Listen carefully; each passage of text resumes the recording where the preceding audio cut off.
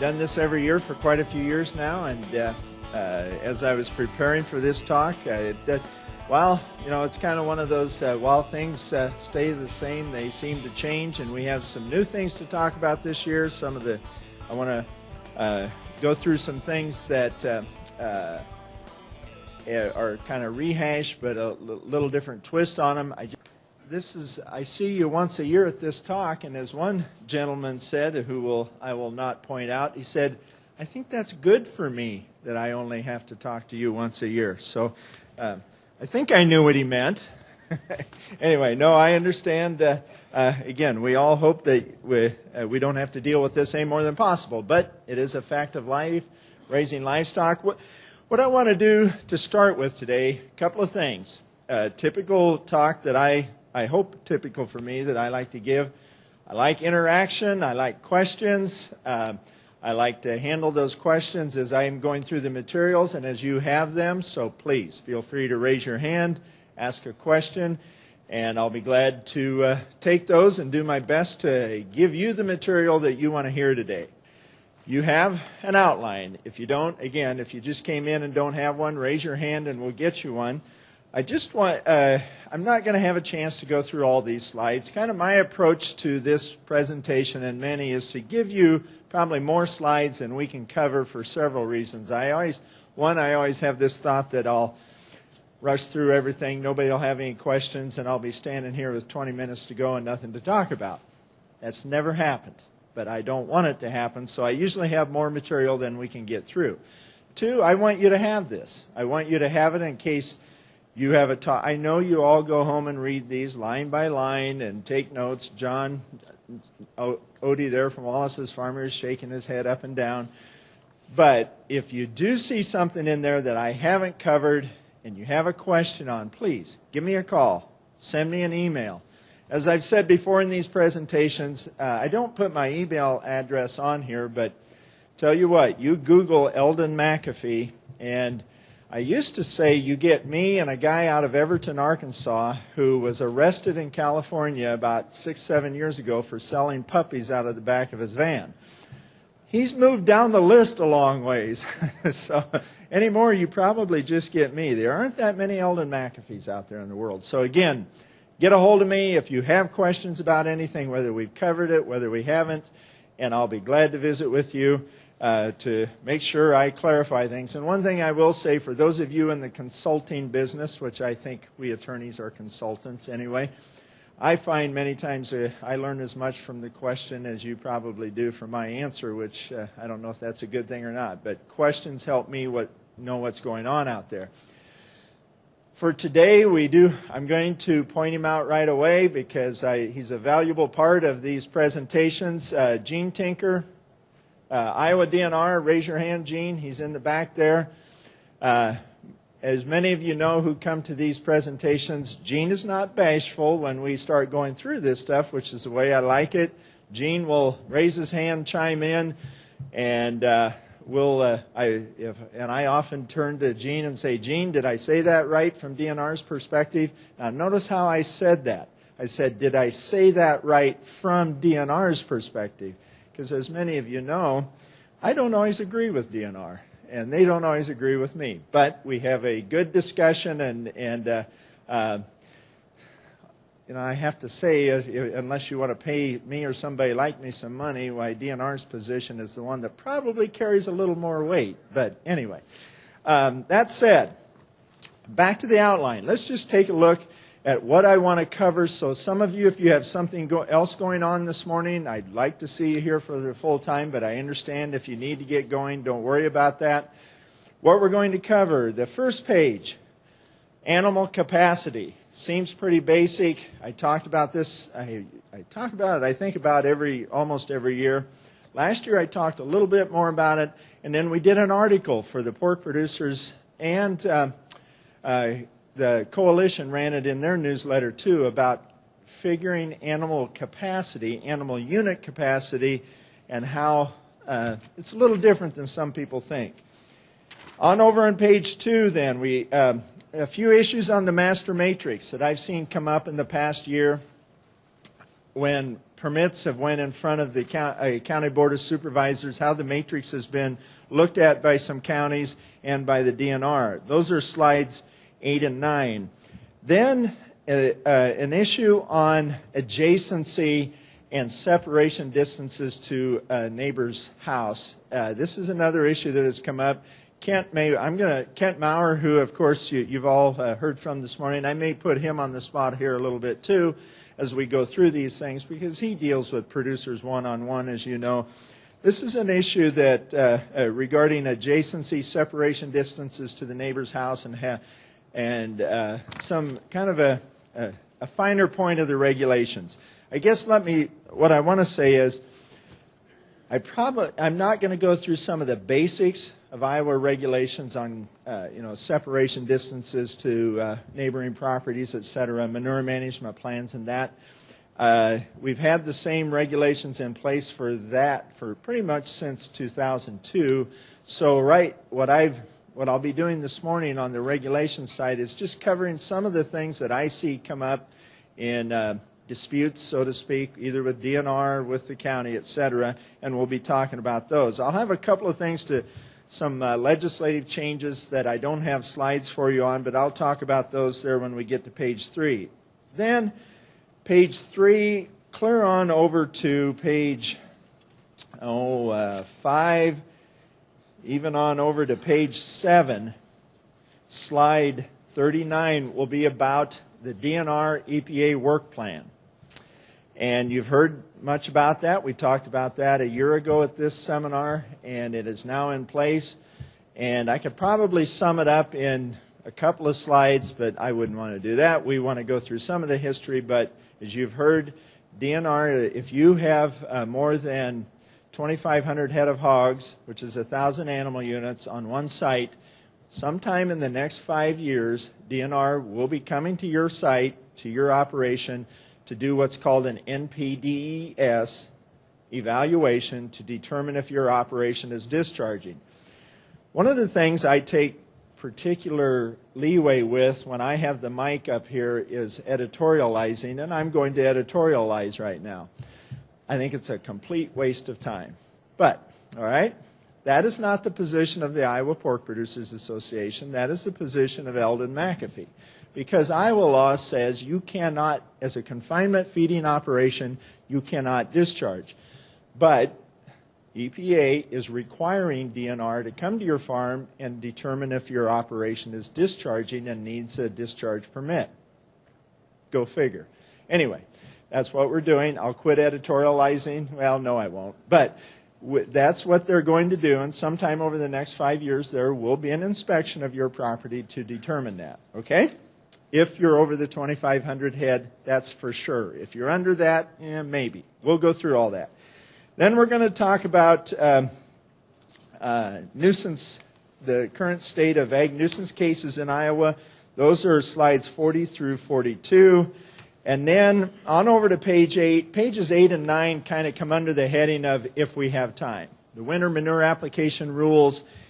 And then on page 9, always I talk about slide 49, environmental self-audits. Circle that one. And if anything I say here today, you think or you look at the person next to you and say, I don't think we're doing it that way, and he just said we're supposed to be doing it the other way.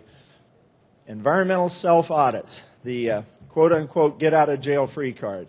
You notify DNR. I'll just do it now, and we won't have to worry about slide 49 when I get to it. If you determine that you are not in compliance with these regulations, any Iowa DNR regulation, you can file what's called a notice of environmental audit and file what's called a notice of a violation that you have violated those rules. Tell them how you're going to fix it, and you have to fix it within the next 6 months. Then there will be no penalties, but you have to do it the correct way. You have to file that notice. Don't call DNR and tell them that. Don't, you have to file the notice as required by the rules, right, Gene? Gene says make sure they do it right. And Gene, I've said this before, and you'll correct me if I'm wrong, DNR supports this process, right? Gene's shaking his head. This process Well, yeah, you're in violation, but it gets you in compliance, and that's the whole goal of Iowa regulations or any regulation, is to get you into compliance, not to fine you. Okay? All right. And then air emissions reporting, again, if we have time. Not that it's not important, but we've covered that quite a bit. This is the EPA air emissions reporting, which a few years ago we spent almost the whole seminar on. Okay. I'm already 15 minutes into it, and I haven't started, so there went my extra 15 minutes that Tyler gave me. All right, here we go. Environmental Regulations Handbook, slide 2. It's on the pork producer website, gives more in-depth discussion of the issues that we're talking about today. Take a look at it. We give you the location there. I'm supposed to be keeping it updated, and I have to say I get behind doing that. If you see something there that doesn't quite jive, give me a call. It may be that I haven't got it updated. I'm working on it, and some of the things we talk about today are what I need to update. Slide 3, animal weight capacity and animal unit capacity. Those of you that work with these regulations regularly and have for a number of years know that up until 2002, to determine whether you needed a permit, whether you needed a manure management plan, separation distances to the neighbor's house, etc., all of this hinged on animal weight capacity. And that is the maximum number of animals times an average weight. Well, that went away, not quite, but went away with animal unit capacity, which is, and I'll go to the next slide, which is the maximum number of animals at an operation times a factor. And for swine, it's 0.4 for finishing pigs and sows and 0.1 for nursery pigs. But we still use animal weight capacity for figuring separation distances if you get the grandfather clause for an existing operation that is expanding. We'll talk about that a little bit. Okay? So those are the two methods to determine what regulations apply to you. All right. Just an example here, and what I'm talking about here, and this is the subject of the article we had in the Pork Producer Magazine newsletter and the CSIF newsletter. How do you calculate, many of you double stock wean pigs at a wean to finish operation. So what's your animal unit capacity there? Here's an example, a 1,200 head wean to finish site. 1,200 times 0.4 is 480, but you put 2,400 head in there, and then when the pigs reach a finishing or a weight to go out of a nursery weight, 55 pounds is the regulation weight, then you take half of them out, go to another site, and finish the other half there. Well, your animal unit capacity for that site, while the nursery phase is there, you're at 2,400 times 0.1, you're still below your 480. You're at 240 because you get the 0.1 factor. Once they reach 55 pounds, then it switches to the 0.4, and then you've got to be at your 480. That's your capacity for that site. Now, I said once they reach 55 pounds, and that's where I used to stop. But we were getting questions. Must double stock pigs, here we're on slide 6, must double stock pigs be moved before any pigs reach 55 pounds? Is that so? Do you kick over to the 0.4 factor for the site once one pig hits 55 pounds out of that 2,400? Or do you do it when it's an average weight of the pigs on site is 55 pounds? And the answer to both of those is no. It's something different. As I say in the slide, and we talked about in the article, neither, because the animal unit calculation is based on the number of pigs weighing more than 55 pounds and the number weighing 55 pounds or less. So, once that pig, you've got 2,400 head of pigs in there. Once one pig weighs 55 pounds, then that pig gets a 0.4 factor, and the other 2,399 still get a 0.1. Obviously, it doesn't work this way in the field, but this is the way the regulation is worded. Once that pig hits 55 pounds, I don't care if that pig weighs 200 pounds, he still gets the 0.4 factor. So you could have a pig that weighs 200 pounds and 2,399 that weigh 50 pounds, and that pig still is only one pig with a 0.4 factor. That's the big difference between animal unit capacity and animal weight capacity. But Here's what you have to do. You do a calculation, and boy, you turn a lawyer loose with a spreadsheet or a calculator to, many of my clients tell me all lawyers know how to do is add, right? But the way it works out, first of all, the second bullet point there on slide 6, let me start with saying, and Gene, I can see you looking at me, the safest approach from a regulatory standpoint when you're double stocking or overstocking of some kind is when one pig or when you know they're right at 55 pounds, take them out. That's the safest approach, right, Gene? Okay. I'm picking on you a little bit here, but that's not what the law says. I have a big however there. The animal unit capacity law allows some of the pigs to weigh more than 55 if some weigh 55 or less. Well, what's some?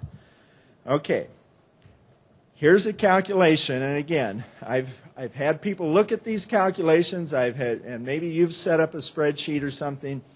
What it works out to, this whole slide 7, it comes down to, if you're double stocking, it's a factor of 0.33, as I have in the second bullet point there, that you take that times the number of pigs on site, and that's the number, I better say this right, to determine the maximum number of head that can weigh more than 55 pounds before reaching your animal unit capacity limit, multiply the total on site by a factor of 0.33. That tells you how many, and that for double stocking is 1,600 head. All right, that's just the way the math works out. So technically, on that 2,400 head double stock site, you can take, I used a different example here, didn't I? Hold on, let me catch up here. 2,400 head site double stock to 4,800. So we've got a 2,400 head site double stocked here to 4,800. You can have 1,600 over the 55 pounds and still be within your animal unit capacity requirements. All right? Triple stocking, I know some do that, maybe more. Here the factor is 0.11. Okay? Any questions about how this works? Anyone using this in your operation? Anyone set up a spreadsheet? Whatever. If you have, I don't see any questions right now, but if you have questions on this, please let me know. Bottom bullet point there, producers must account for the additional manure from double or triple or overstocking in their manure management plan.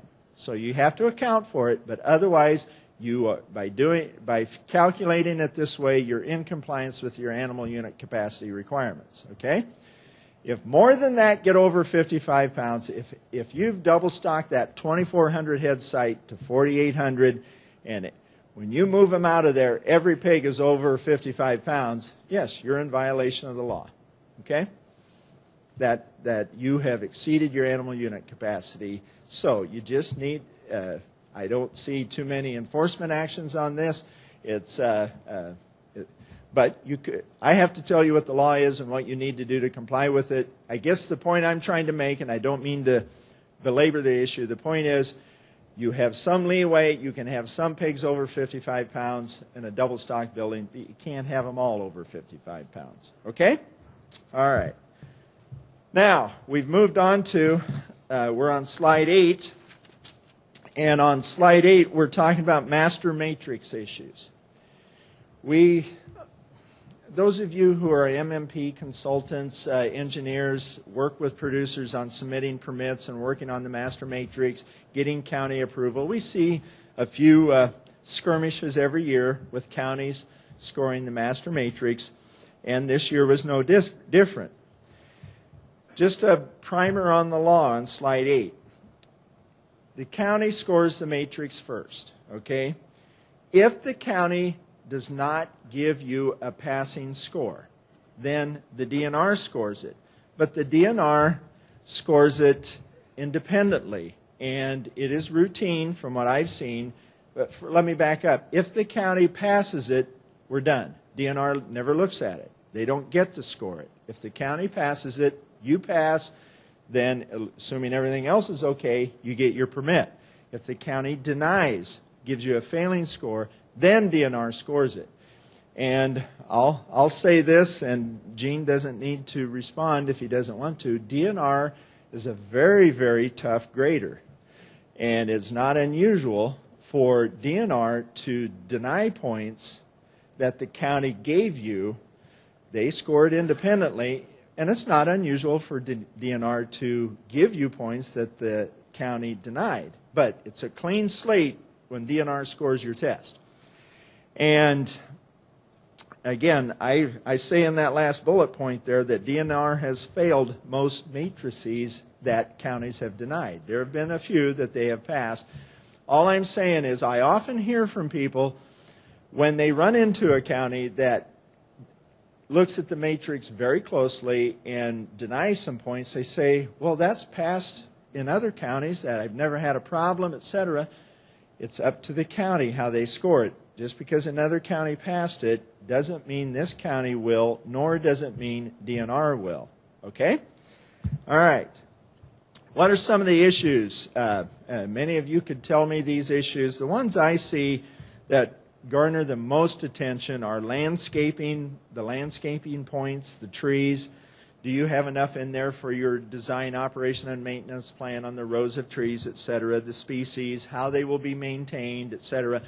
When the matrix says design, operation, and maintenance plan, I think it's important, maybe not a requirement of the law, but I think it's important in that plan to have a section under each item that says design, operation, maintenance, and spell out what's the design, what's the operational issues we're going to cover, and what are the maintenance issues, and get as detailed as you can. Now, I understand if you're the producer, you're the consultant, you're thinking, okay, we don't want to, hey, this is a test. You don't want to go any further than you have to, but DNR likes to see some specificity there. The covered manure storage, circle that one, and this is where I'm probably going to editorialize a little bit. What's the cover on a deep pit hog building? It's the building and the slats, right? That's what the law says. Why do we have to have a design, operation, and maintenance plan for a deep pit hog building? Well, we have to because the matrix says that. And if I like some others in this room, were involved. I wasn't on the matrix committee, of course. And if I had the chance, though, to go back, I would certainly suggest to the committee that why are we requiring a design, operation, and maintenance plan for a deep pit hog building that takes the points for being covered? Those should be a gimme. It's the darn building. No, that doesn't work that way. DNR wants to see a design, operation, and maintenance plan that is very detailed, that says more than it's the building. And I see, of all the matrices that I see get denied, this one just floors me because these points should not be hard to get, but this is one that DNR routinely denies for failure to have the specifics in a design, operation, and maintenance plan. Pay attention to that. Form storage the same way. Form storage, concrete. I passed the construction design statement. Should be good enough. No, DNR wants to see operational issues covered, maintenance issues covered. I could go on and on talking about these matrix issues, but I better stop right now. Gene raised his hand. Yes, Gene. Okay. For the purposes of those people listening to this when it's online, I will repeat that. And what Gene said is the reviewer of the matrix scoring it for DNR is an engineer. And this is, Gene, these are your words, because, we lawyers think perfectly normal, and we don't understand why people think differently. But Gene just said, and he's an engineer. Engineers think differently, as Gene said, so you have to look at it as an engineer would look at it. Is that right? All right. Probably enough said about that. Okay. I think I've covered, I'm coming to some things I want to talk about that aren't in your slides, but I want to cover a few more first. Now to the adjacency issue. And here's one where I take a deep breath. Where's Kent? Kent, how many times do you get questions about adjacency and not putting you on the spot here, but this is when somebody's expanding an existing site, this comes into play, right? And it can be very confusing, right? All right. So Kent and I have talked about this on the phone, and Chris Chris Grunegan's here. Raise your hand, Chris, with Iowa Farm Bureau. Chris works with these regulations a lot, too. Here's the issue. Slide 10. You know, adjacency is the distance between sites that the same person owns or manages, and it's the distance that they have to be apart before they are considered two operations. If they're, and again, we're only talking about sites that are owned or managed by the same individual or entity, okay? Ownership or management. Okay, so if they're owned by the same person, how far away do they have to be before we don't add them together? Because if you add them together, your animal unit capacity is up here, and it may mean you need a permit, etc. If they're separate, then they're considered separate. So two 1200s, 2,500 feet apart, or 1250 if that's the distance, then they're separate. You may not need an MMP, etc. It comes into play a lot, right out in the field, and also for separation distances. All right, here's the issue. We have different distances in how you calculate it for whether you're one or two, depending on whether you're looking at whether you need a permit or an MMP or the concrete standards, that's slide 10, or if you're looking at determining your animal unit capacity for separation distances to the neighbor's house. That is the next slide. Why would we have two different adjacency distances? Well, I can't answer that. That's the way the law is. There's some reason. Gene's laughing because he knows I'm holding back on you here. But let's just say that's the way the law is. How's that for dodging the question that I ask myself? Okay, first of all, to determine if you need a permit or an MMP, here's slide 10. Pretty simple. Take a look at both sites, or the numbers. If, when you add them together, the animal unit capacity is less than 1,000, then they have to be 1,250 feet apart. If you add them together and it's more than 1,000, then they have to be 2,500 feet apart to be separate. So, for a site, or for two sites when added together that would be above the permit requirement, if you get them 2,500 feet apart, and these are ones you own or manage, then they're separate, and you don't need a permit if each site is below 1,000, okay? Pretty simple. The next one, and I'm sure as you're looking at that slide and you see all those cute little chicken beaks or whatever, you're thinking, what on earth is all that? Well, that is in the law. First of all, here, this is to determine the required separation distance to your neighbor's house. Let me just say, if you're 2,500 feet apart, you're okay here, all right? But what happens is you can be, and I've got an example, I should have had an example on a slide, but if you say you've got a 1,500 head site and you're building another 1,500 head site, and you can't get 2,500 feet away, so you're going to have to get a permit or have an MMP, but you've got a separation distance issue with the neighbor's house, and you want them to be separate. That's your first thought. Well, what's your distance? Well, the animal units, and I wrote all this down trying to make sure I don't mess it up, 1,200 animal units for a 3,000 head site if they were together. All right? That qualifies under this bullet point right here as, this bullet point up here for 1,250 feet. So your adjacency distance is 1,250 feet to be separate for the separation distance to the neighbor's house, and it's 2,500 feet for needing a permit. Okay, your eyes are starting to get a little cloudy here. I'm not trying to lose you, all right? So if that 1,500 head site is separate, all right, that's fine. It's a new site, but what would be the separation distance for a 1,500 head site? It would be 1,250 feet, right, Kent? Pay attention, Kent. And but if you move that site closer and become part of the original site, that is, get closer to your old site of the 1,250 adjacency distance, it becomes 1. So by moving it closer, then you go to, and I need to go to the next slide, One of the exemptions we have to separation distances that went into the 2002 law here on page 12 is this one right here.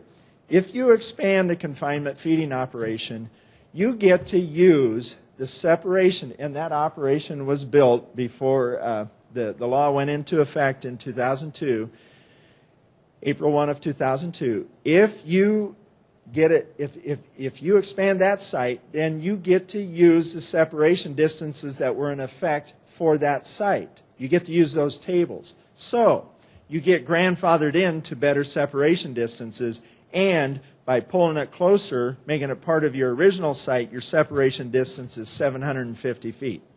All right. I'm going to turn, Gene, we have had this come up, right?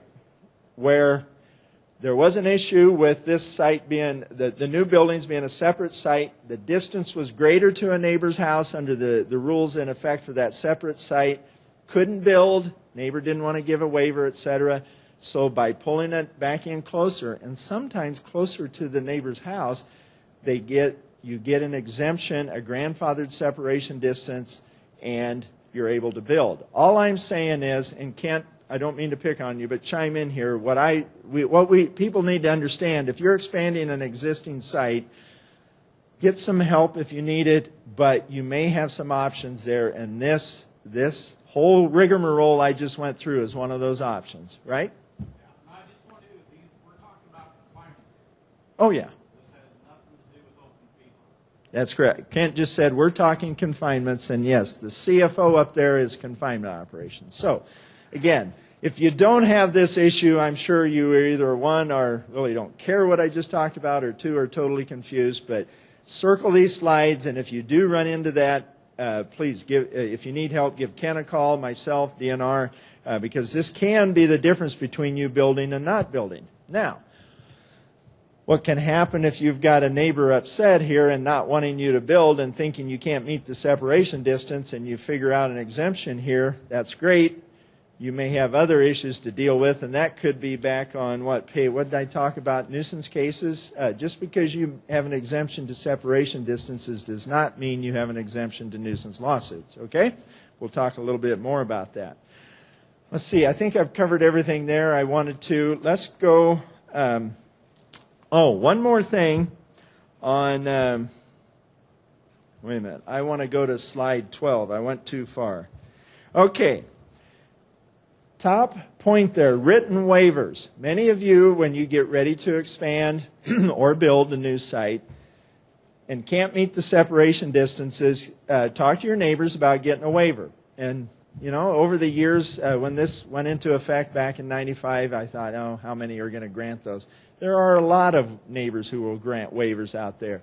You go talk to them, you explain the situation, you'd be surprised how many neighbors are very supportive, and especially on the expansion of an existing site, they say, well, you haven't caused me any problems. Sure, I'm fine with that. They need to sign a waiver that says they are waiving the application of the legal requirements for the separation distances. I won't get into the terms of that waiver, and you should pay, and the homeowner should pay careful attention to the terms of that waiver. And I hate to be self-serving here, but I strongly encourage you, both if you're the homeowner or the producer, get some legal help with this. And here's a couple things that come up. One, get ownership of the residence correct. You'd be surprised how many people really don't know how they own their property. Might be in a trust, don't know if the spouse's name is on there. Get the ownership correct and get the legal description correct. The other issue, and this is why I backed up to talk about it, it has to be notarized. How many in here are notaries? Just for the heck of it. Okay. I won't ask you to answer this question because I don't want you to incriminate yourself, okay? You've all had a document notarized, I'm sure. Somewhere along the time. Please, no one answer this. How many of you have signed a document and then said, oh, take that to a notary and have it notarized.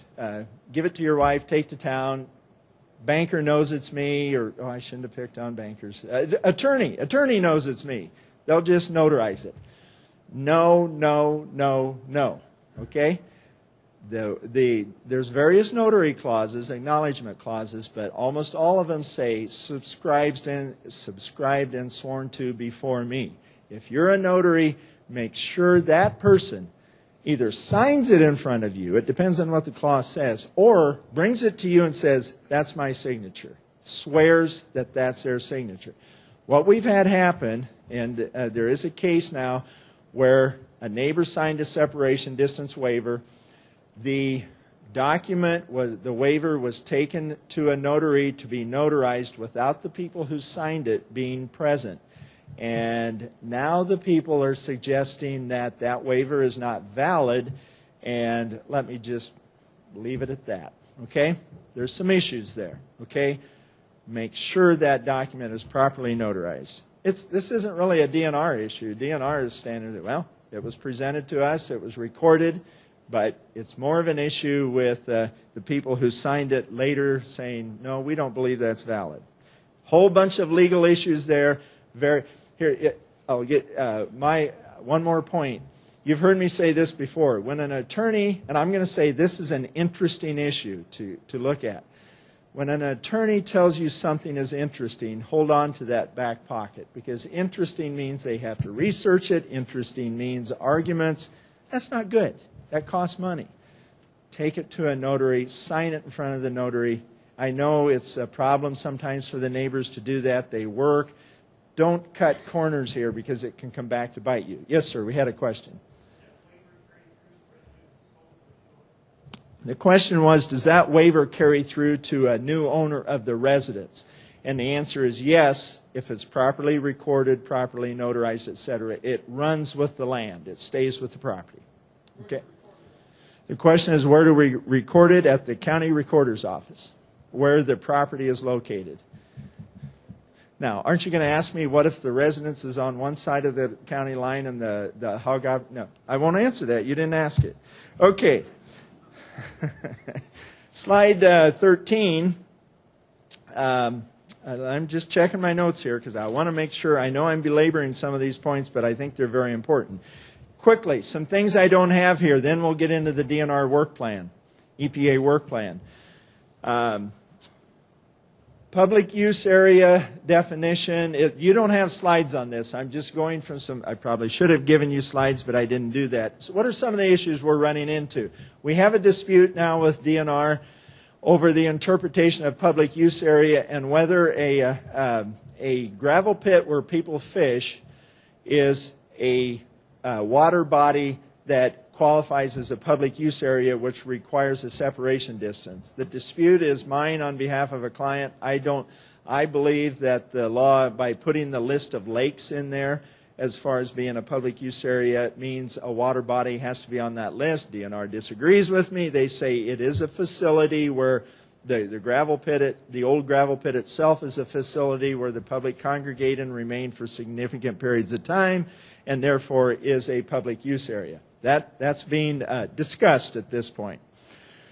We've had 2 appeals this year to the Environmental Protection Commission by counties on an exemption to the master matrix. If you have an operation that is expanding, and that operation was there before April 1 of 2002, and it expands to and stays below 1,666 animal units, you're exempt from the matrix. The issue, and there were 2 appeals on the same day, actually, for this very exemption. And some of the question is, what has to be there? If you have an existing operation and just add to it, there's no question, as long as you stay below 1666 animal units. But what if you tear some of the other buildings down? You want to modernize the operation, I'll use that term, and you want to eliminate some of the old buildings and then add new ones. And I think DNR's position at this point is there have to be some buildings there that were there before. If you completely wipe out the site and then build a new site, you lose this exemption to the master matrix. I don't agree, but we've had that discussion, and so be aware of that. Okay. A couple of legislative changes. You don't have slides on these either. Utah in 2012 and 2013 was pretty quiet in the legislature, but we kind of had both ends of the spectrum. In 2012, we had, pardon me, we had an amendment that allows the large sow operations, you know, we have the aerobic treatment requirements once you get so big. Then we had an amendment that says if you're raising your replacement gilts on site as a sow operation, you don't have to count the replacement gilts into your animal unit capacity. It says if you raised them off site, but you raise them on site. This was done for, as biosecurity requirements change, this was done to allow people to raise their gilts on site and not bump into that limit. So that was for the quote-unquote big producers. Last year, we went to the other end of the spectrum, and for the very small operations, DNR, or the Iowa rules say, and DNR is interpreted in this way, if you have buildings on site and you say, I'm not going to use them for a while, I've decided, for whatever reason, DNR's position has been, and the rule says, to not be considered in your animal unit capacity, those buildings have to be abandoned, and that means rendered unusable. Well, some producers said, I don't want to render it unusable, take out slats, or, you know, I want to be able to use it in a few years, but I don't want to have to pay the annual compliance fee, and I don't want, if I can drop down to the SAFO, small animal feeding operation category, I don't want to have to do a manure management plan while those buildings are sitting empty. So, legislation was passed. It's called the mothball bill. If you're above the small animal feeding operation category and want to drop and say quit using one building or even the whole site, you can do that by electing that status on your updated MMP, called the mothball bill. So both ends of the spectrum are covered. If you have questions on either one of those, let me know. There was also legislation last year on manure applicator certification, and many of you are probably aware of that as you go in to get certified this year. All right. We have a half hour left, and we have the DNR work plan to cover. All right. I'm going to move through, starting with slide 13. Let me make sure I don't miss something here in my notes. I'm going to move through these fairly quickly. I've already explained this a little bit. Slide 13, confinements can't discharge. If you're a large CAFO, these are federal rule type requirements. If you're a large CAFO, you must have a federal discharge permit, National Pollution Discharge Elimination System permit, if you discharge pollutants to a water of the U.S. Said better, so the next bullet point is, without an NPDES permit, you can't discharge, period. Well, confinements can't discharge under Iowa law, okay? With an NPDES permit, you can discharge from greater than the 25-year, 24-hour storm event, but hold it, Iowa law says you can't discharge. So Iowa law trumps federal law, can't discharge. All right, what is a large CAFO?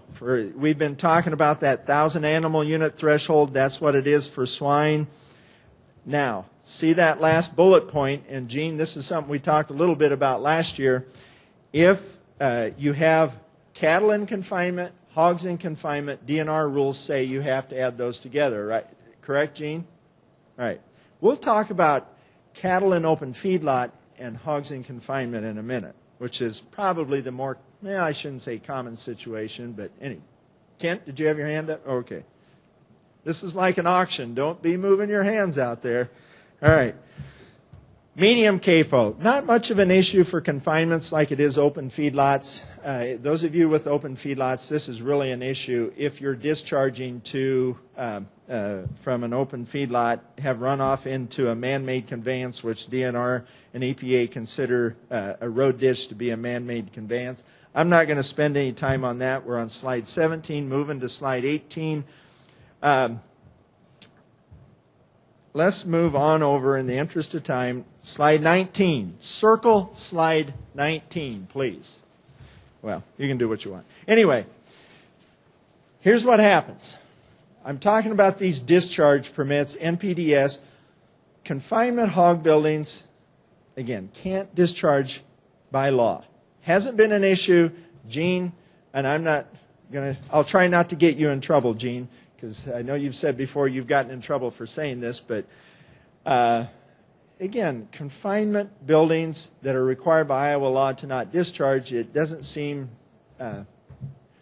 necessary to even think about an NPDES permit, but we're being required to do that by EPA. Talk a little bit about that more in a minute. That's why you haven't heard me talk about NPDES permits in the past, except to say we don't need them for confinements because we can't discharge.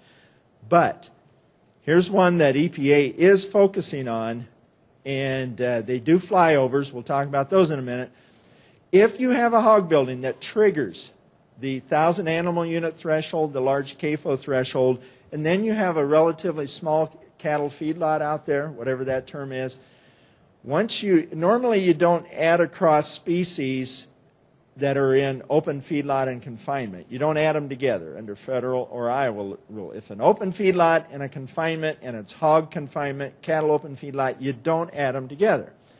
But if the hog confinement trips the NPDES threshold itself, then you add everything in that's on that site. And I literally mean everything. So what we're finding is EPA is doing their flyovers in these small planes, and if they see a hog building and then a cattle feedlot there, you can bet you're going to get a visit by an EPA inspector fairly soon, and they're going to say, you need an NPDES permit or prove you're not I said that wrong, or not be discharging from that cattle feedlot, even though it may be a 200 or 300 head cattle feed yard. It gets drug into the requirements because of the confinement building. Kent, you're seeing this out there fairly regularly, right? And we're seeing more attention to this, and so please pay close attention to this for you or your clients who have that situation, all right? Slide 20, 21, 22. I'll leave to your reading. That's if you have a problem with discharging, etc., pretty much no matter what size you are, a few quirks there, DNR can designate you as a CAFO. They can bring an enforcement action against you for the discharge and then say, we designate you a CAFO because of the history you've had of discharges and require you to get an NPDES permit. Doesn't happen all too often. Okay, slide 23. Land application. Discharges do happen there. That's an ag stormwater discharge that is exempt from the NPDES permit requirements if you apply according to a nutrient management plan, manure management plan, etc. It doesn't mean you won't get penalized by DNR for having a discharge if it gets into the creek and kills fish or whatever, but that doesn't mean if it's pursuant to your MMP and you just had a storm event or something. I don't mean to say just. If you had a storm event or an accident, a hose break, etc., and you were applying according to your MMP, you still don't need an NPDES permit due to the ag stormwater discharge. What about, I just mentioned accidental discharges, hose breaks during manure application. You need an NPDES permit. That's a discharge. Here's the EPA position. DNR is following this. If the cause of the accidental discharge that has occurred in the past is changed or corrected, you're not considered to discharge and you wouldn't need an NPDES permit. Again, you will likely still get penalized by DNR for having the discharge, but it shouldn't require you to get an NPDES permit. Proof of a discharge. What do they need to prove? EPA has used computer modeling in the past. Haven't used it for quite a while. I do have one case that I'm working on with a hog confinement. The situation I described, small cattle feedlot, hog confinement that pushes it into the CAFO category. EPA is using computer modeling, again, arguing their computer model shows that cattle yard would discharge. I don't believe it qualifies under the Clean Water Act to prove a discharge. An administrative law judge agreed with that back in 2009, but it appears EPA may be revisiting this approach. Flyovers by EPA, I talked about those. Gene, you've said before, and I don't think anything's changed, DNR has not used flyovers, airplanes, for regulatory purposes other than one time to count cattle in a feed yard. All right. Inspections. This is where the proof of the discharge usually comes in, either visual observation, yep, that's manure running into the creek, or samples, water samples. Okay. Also want to talk on slide 26 about a recent federal court decision talking about what is a discharge out of West Virginia. You've heard me talk in the past about what about dust and for poultry operations feathers that comes out of a fan. We didn't even talk about it for years. It never even was on anybody's radar screen. And then EPA started saying, wait a minute, discharges that come out of a fan, what's on dust and feathers? Manure hits the ground, gets washed away in the stormwater runoff system, ends up in the creek. That's a discharge, EPA said. Well, a federal court in West Virginia disagreed and said anything that comes out of the fan that lands in these non-production areas outside of the confinement buildings is not a discharge, that it's an ag stormwater exemption like we talked about before. But note the bottom bullet point there, EPA has appealed this case. So very good decision. It's in your magazine that came out for Pork Congress, a short summary of that case. Very good decision out of West Virginia, but stay tuned, the EPA has appealed. Okay, here we are, slide 27, the DNR EPA work plan. I'm not going to give you all the history how we got here. Suffice it to say, due to environmental groups challenging EPA and alleging that Iowa DNR was not doing their job in enforcing the Clean Water Act, we now have a work plan, because the allegation was DNR isn't doing their job, federal EPA, take it away from them and you do it. That was in 2007 when those allegations were first made. 6 years later, we're here, and what has been done is an agreement has been entered into by the Iowa DNR and the federal EPA, and there's several parts to that agreement. And first of all, for any of these materials, DNR has a good website, and rather than give you a long website address, if you Google what I have in quotes up there, you will get DNR's website where all these materials are located, and you can take a look yourself. But here's what's in the work plan. And again, the work plan is nothing more than a legal contract between the Iowa DNR and federal EPA. First of all, DNR is to adopt NPDES rules for CAFOs at discharge. Not CAFOs, confinements at discharge. Okay, those rules will be coming. My position is, and many others, don't get worried when you see these rules coming. It doesn't apply unless you discharge, and of course if you discharge, you are in violation of Iowa law, and you've heard me say that before today. All right. Third bullet point there, revise the rules on manure application setbacks. Don't get worried. For this typical confinement operation, we aren't changing the manure application setbacks. This is only for operations, CAFOs, with NPDES permits. Okay? Just stay tuned on that, but don't get concerned that we're changing all the manure application setbacks. And standard operating procedures were adopted. Here we go. I talked about these inspections. Over the next 5 years, DNR is to inspect, I don't know, how many operations, Gene, do you think DNR is going to have to inspect solely to determine if that operation is discharging? Any idea yet? 5,000 or 6,000, Gene says, and that would be hogs, cattle, poultry, turkey, anything. All right. Here's how it is going to work. Before they come to your farm, if you're, for pork producers in this room, assuming we don't have any open lot producers here, what we're looking at here, confinements,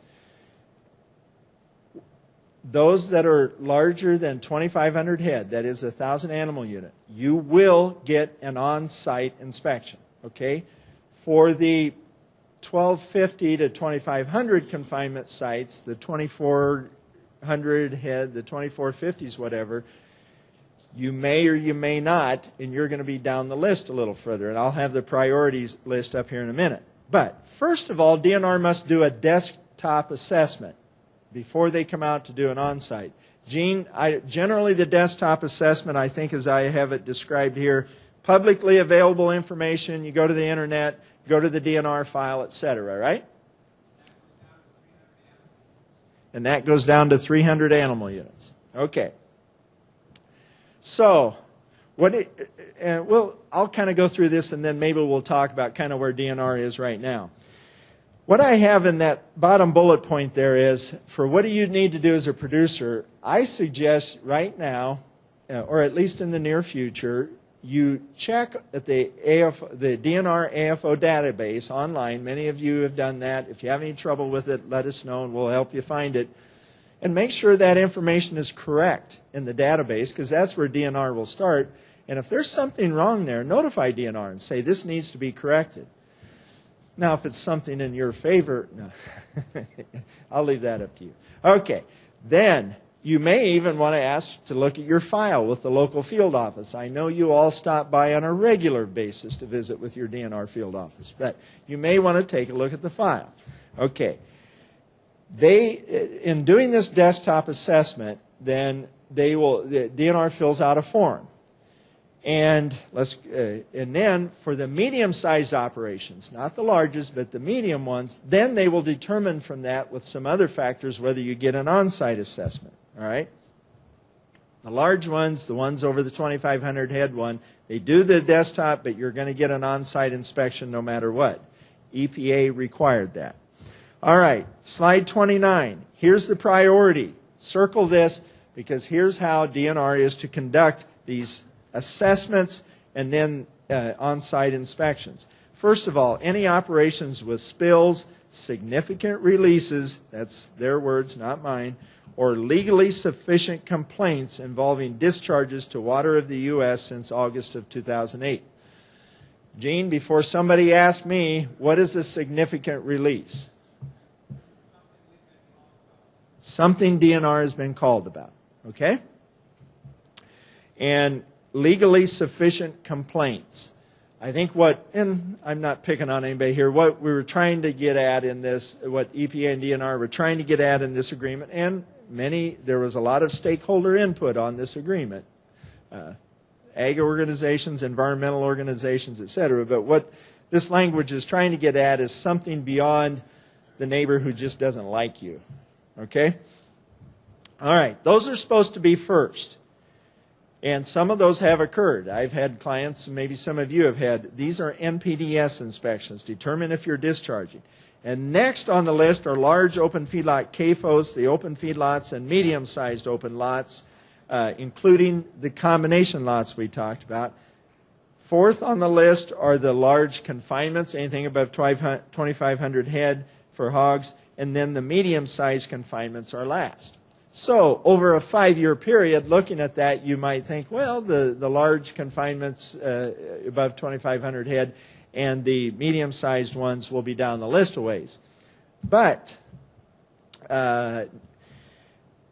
here's where DNR, and Gene, I may have you jump in here, DNR will do these inspections in conjunction with other routine inspections so that a more efficient use of their resources. Now, for those of you with biosecurity concerns, which I know we all have them, there's a seminar later today about PEDV and everything. Don't get worried. We've got a slide coming up on what DNR has to follow. But you are lumping these together if you can, right, Gene? So just because you're down at the bottom of the list as a 2,400 head medium-sized confinement doesn't mean you're going to be in year 5. You could get inspected earlier than that, right? And Gene, you're doing these inspections now, right? Okay. Now, the next bullet point. It is not necessary to do an on-site inspection if there has been a DNR on-site inspection after November 1, 2011. That's in the work plan. And the DNR determined that the facility that does not discharge, the inspection must be functionally equivalent to an NPDES on-site inspection, and there must be written documentations of the findings. Have you had any of those where you've determined there was an inspection that occurred previously that will qualify? All right. And just for those watching this on later on the internet, Gene just said that yes, DNR has done that according to that bullet point and determined that the file was sufficient to show that the inspection that occurred previously before this plan was in place qualified for an NPDES inspection, and it's not necessary to go back. Do you notify the producer of that then, Gene, or have you gotten that far? Yeah, just like we do the desktop assessment, say we're not coming out. Okay. All right. So Gene says they will notify the producer. I have a couple of... Okay. That was my question. Yeah. All right. Okay. Otherwise, inspections will occur. What about medium-sized confinements? Will there be an on-site inspection? If there's been a discharge, yes. A significant release in the last 5 years, yes. And then that third bullet point, if it's less than a quarter mile from and draining toward a water of the U.S. and uses uncovered manure or litter storage. I think we'll have a chance to talk about this next year again too. And I'm looking at my watch here, and Tyler gave me extra time, and I'm using it up. I want to get to the nuisance issues. Okay. I think those are the combination operations, slide 32. I'll leave that to your reading. We have talked about the accidental discharges. Here we go. What should you do as a producer? I've already talked about checking your file. Okay? But so DNR notifies you, according to the work plan, they are to notify you 1 to 3 days before this inspection. Okay? I'm on slide 34. And they must contact you 1 to 3 days before. I found generally, Gene, it's more than that. They'll get about a week's notice, something like that. Either of, have you been doing letters or phone calls? I can't remember. Okay. The work plan says you're to have your MMP and other records available. DNR will not enter confinement buildings. You can circle that, underline it. And, Gene, we can say that is very clear, and throughout the whole process, DNR was clear, EPA was clear. There is absolutely no reason for any inspector to go in your confinement building to do this NPDES inspection. So, from a biosecurity standpoint, I know that's very important. DNR must follow the producer standard biosecurity policy, and if there is none, they will follow their biosecurity protocol.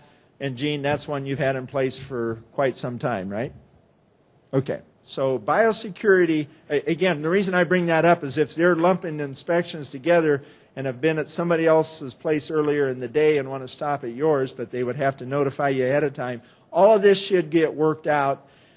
If not, give us a call. Give Gene a call. This is a very important issue, the biosecurity side, and I think it's one that I'm comfortable in saying DNR is very concerned about. Yes?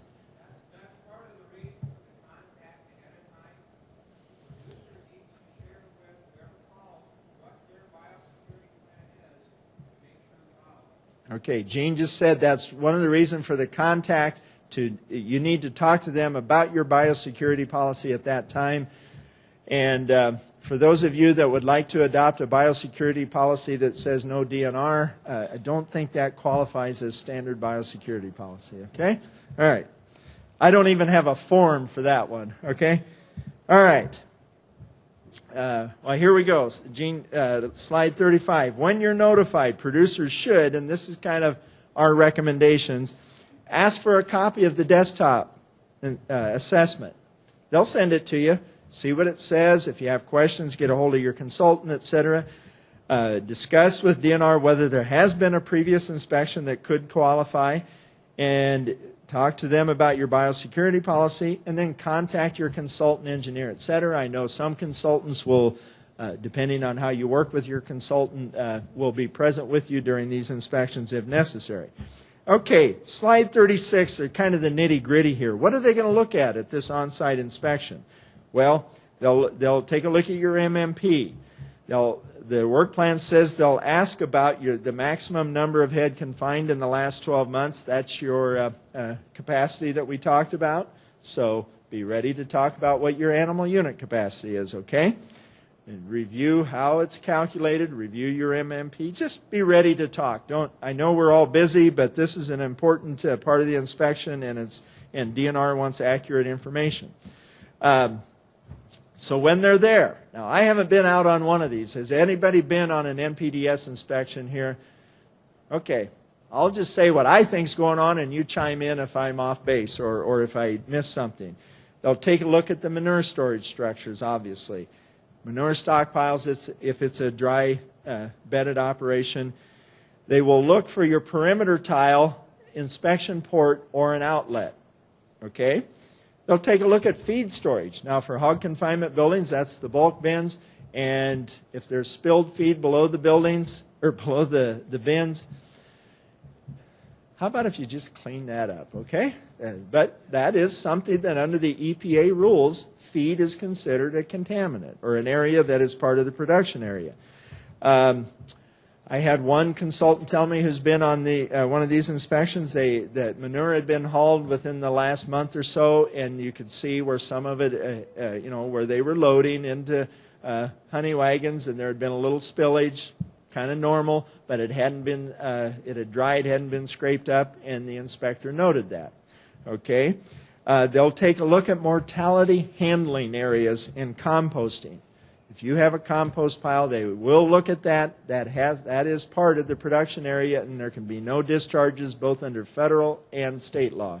And then areas downhill of the confinement, obviously we know what runs downhill, so they will look at what could possibly or may have run that direction before. And then if there are discharges, they will take photos and may take samples. Anything else?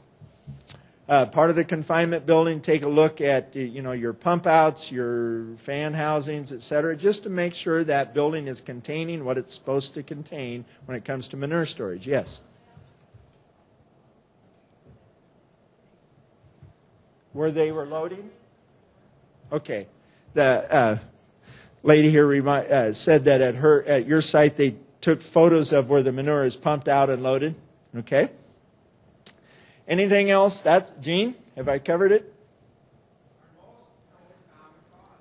Okay, what Gene just said is one of the issues we're seeing for possible discharges is with a pull plug system of some kind or outside storage, or the pipes plugging between the building and the storage, and then we have a discharge. So whatever you can do to try and make sure those pipes are kept clean, we need to do.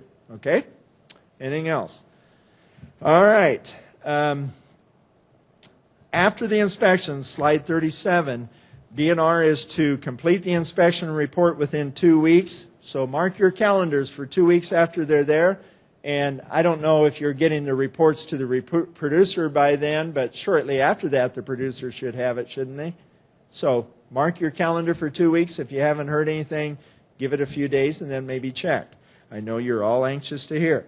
And then in that letter, and I've seen a couple of them, there will be suggestions and requirements. The requirements are what you're legally required to do, and if you aren't doing something that you should, it will say that in the letter. Suggestions are not legal requirements, but they are suggestions that may help you avoid a legal problem in the future, and so those will be in the letter. Gene?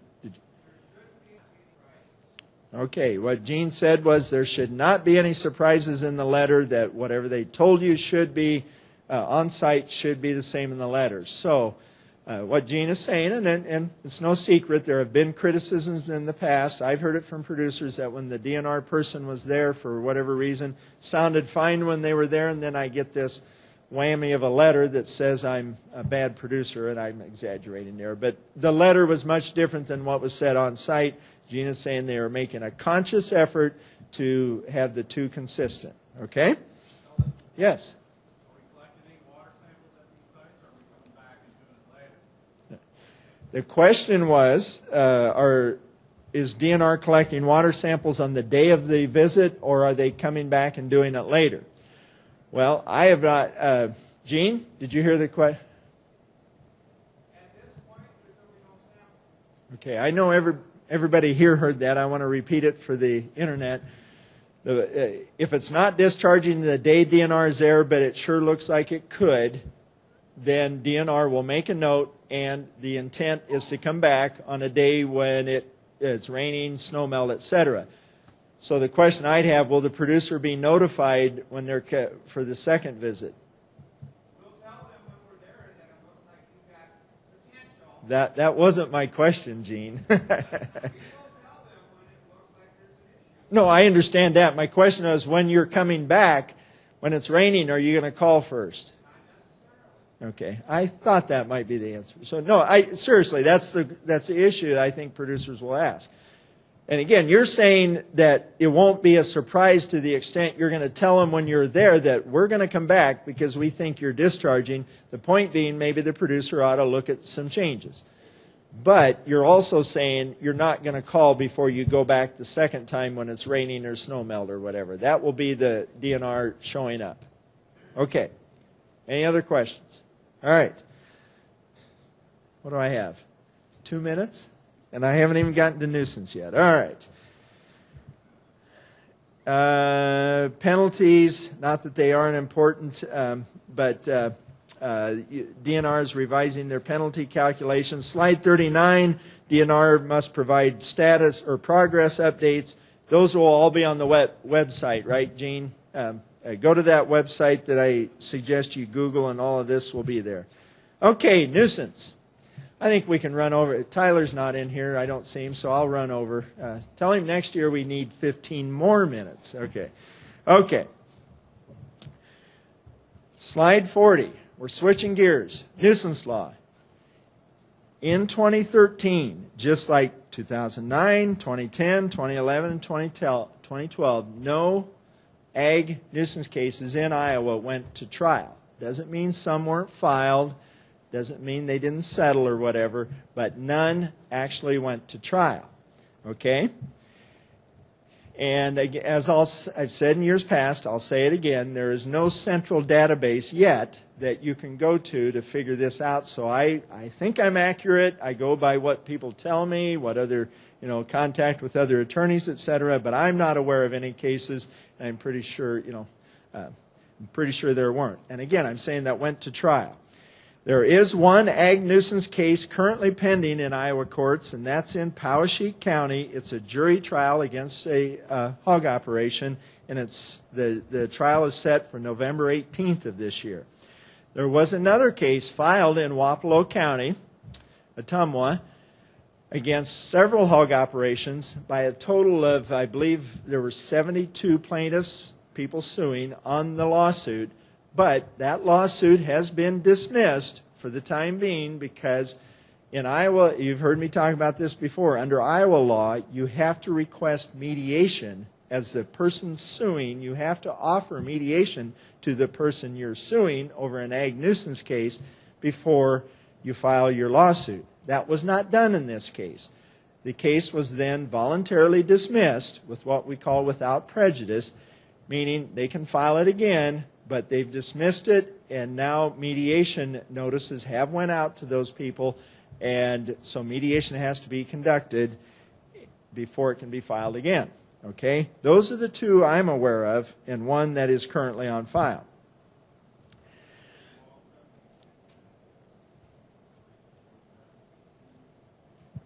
Okay. I think I know the question was, do all 72 have to agree? Let me back up. The way Iowa law works is the person, yes, the 72 people suing they're all the plaintiffs in one lawsuit, so they have to offer the mediation before they can continue with their lawsuit. It's up to the defendants whether they want to mediate or not. They can decline, and then the case can go forward. If the defendants want the hog operations in this case want mediation, then mediation must be held, and all 72 have to be there. At least, and now the way the mediation service looks at it is a household. If there's a husband and wife who are part of that 72, the mediation service considers one member of that household being there as sufficient to meet the mediation requirement. Was that your question? Okay. All right. Let me, just to give a little background on the nuisance situation, there is a lot of activity, let's say, in southeast Iowa right now, and many of you live in that area know there have been public meetings the last winter for these operations, at least one of these operations I talked about in Wapello County. There is a lot of neighbor and activist involvement, I guess I'll say. And a lot of activity, I guess is the best way to say it. I'm telling you what has been filed legally, and who knows where it's going to go from now. But again, I'll go back over the last how many years, this last slide. These are no cases have actually went to trial. We've had a couple each year that get, some years none, where the case gets filed and then the people settle it before they go to trial, etc. But I do think we're in for some more activity in this area, and you can tell I'm choosing my words carefully because it is a tough area for all producers. What can I tell you on this slide, slide 41? You know, there's no magic bullet here, but these are the things. Not all of them apply to all producers, but these are the things that producers should take a look at to hopefully avoid a nuisance lawsuit. Location, you know, it's real estate. Location, location, location. Tree buffers. Kent, the coalition, has a great program for tree buffers. Ventilation and exhaust fan management, you know. Hey, in the next point, clean pigs in buildings. You've heard me say this before. I'll say it again. Clean pigs. While the neighbors and their attorneys may say you care more about the pigs than you do the neighbors, and that's wrong. What you're doing by keeping those pigs clean, yeah, there's production advantages. We're not stupid. But there's production advantage. But there are odor control advantages because when the manure's in the pit and not on the pig, less odor. So keeping that pig comfortable with good ventilation means the manure's going in the pit, less odor. Mortality handling, the lawsuits I've been involved in as an attorney, this is an issue that draws a lot of attention.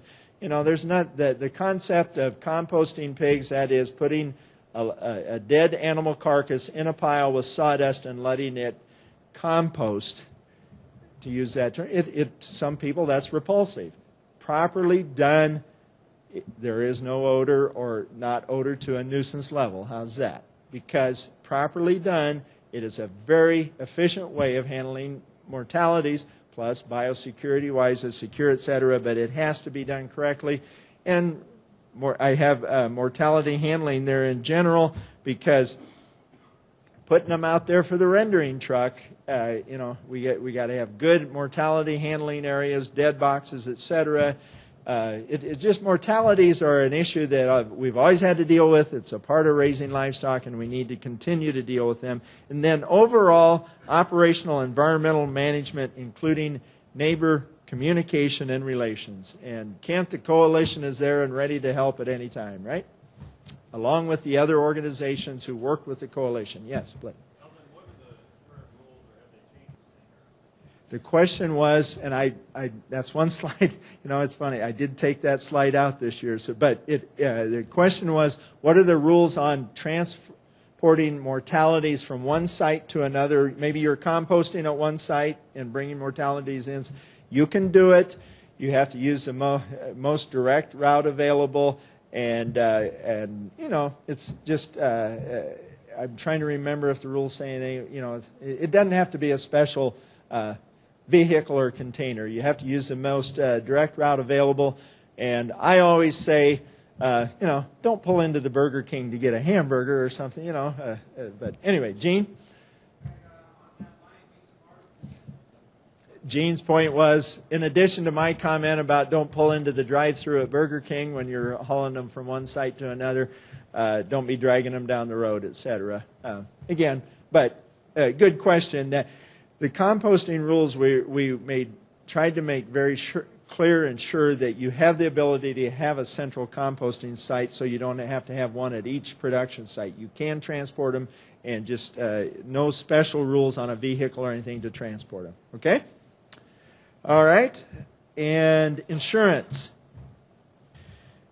I'll start at slide 42. Standard farm liability policies normally don't cover nuisance. And as soon as I say that, somebody will tell me there is one. You know, insurance is a contract. Read your contract. There is good coverage out there for riders, but let me back up on the second bullet point. Recent court decisions in Illinois and Wisconsin, and there were two good decisions out for producers out of Illinois and Wisconsin. I know it's not Iowa, but find that there is coverage. The argument was that the pollution exclusion, and those courts found that normal farm nuisance, if they are nuisance, alleged nuisance odors, are not excluded under the pollution exclusion in those policies. I'm being very vague and very careful with my language here because you have to read your policy.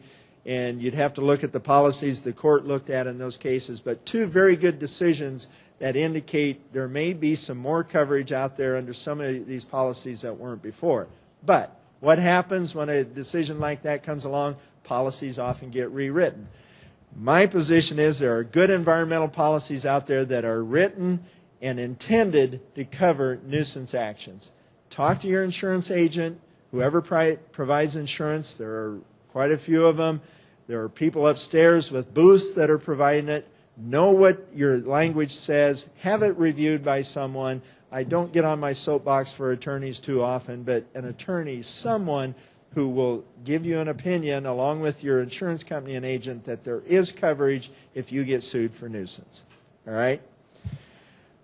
I'm going to stop there. I went 10 minutes over, so we need to tell Tyler I need to, let's ask for 15 more minutes next year. But thank you for your patience. I'm sorry if I keep you longer, and I always think I'm going to buzz right through this stuff, but there's always a lot to talk about. Enjoy Port Congress. If you see me around and have a question, don't be afraid to pull me aside, okay? Thank you.